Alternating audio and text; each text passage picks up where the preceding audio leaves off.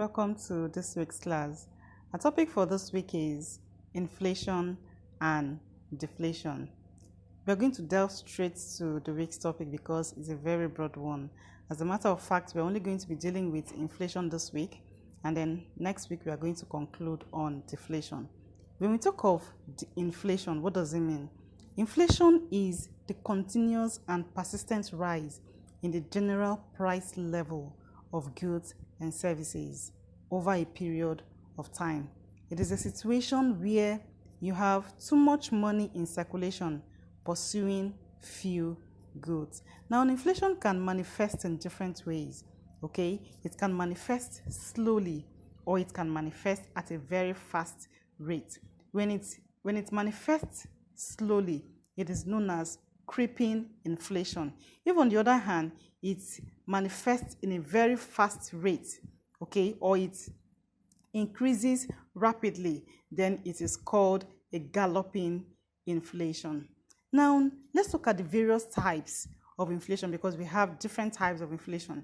The first one there is cost push inflation. You understand what it is when something pushes you. It's the same way. The cost push inflation is an inflation that is caused by an increase in the cost of production. Okay, what are these costs of production? The cost of acquiring factors of production. When there's an increase in this cost of production, the producer will want to pass on this increase onto the consumer in the form of higher prices. Okay, for example, there's an increase in the salaries of workers. Workers all of a sudden demand for higher increase in salaries. The producer would rather pass that on to the final consumer. Or probably the raw materials suddenly get expensive. That's an increase in the cost. The producer will pass it on onto the consumer in the form of higher prices. So the first type there is cost push inflation. The second one is demand pull. When demand pulls it, okay, that means when there's an increase in the demand of a product or of products without a corresponding increase in its supply, that will lead to excess demand and it will create a shortage in the market, which will lead to an increase in the price of goods and services. Hope you are following. The last one there is open inflation. This is the type of inflation that is caused when there's an increase in the supply of money. Now, what are the causes of inflation? What leads to inflation? Number one, increase in the cost of production.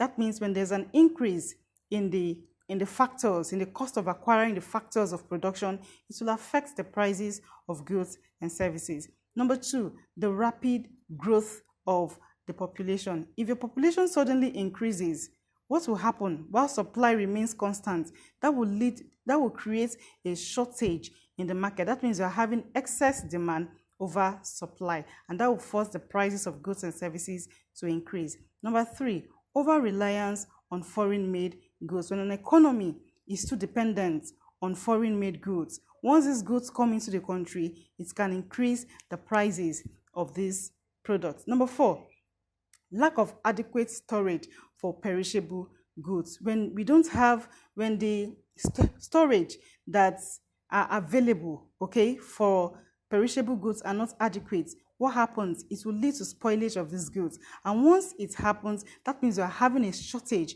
in the market and that will drive up prices. Number five, excessive creation of bank credit. That's bank loan.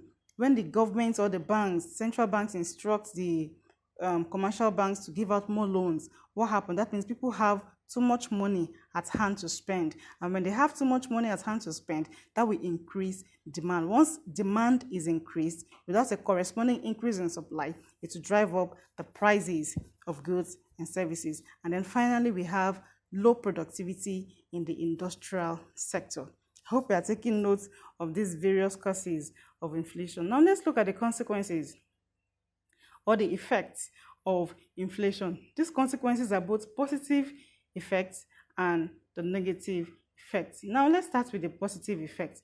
Number one effect, it leads to higher profits for the producer. Why? Because there's an increase in the prices of goods and services. So the producer produces more, okay, to meet up these goods, and then he enjoys more profits. Number two, the burden of borrowing money is reduced. Number 3, it leads to an increase in investment. People want to invest more because they know that they are going to enjoy higher returns on their investment. Number 4, higher prices encourages the producer to produce more. Now let's look at the negative effect. It discourages savings. People wouldn't be encouraged to save. Why? Because the value of money has fallen. So that means if they have much money, that much money can only purchase few goods in the market. So they definitely need more money to buy more goods. So the savings will be totally nullified.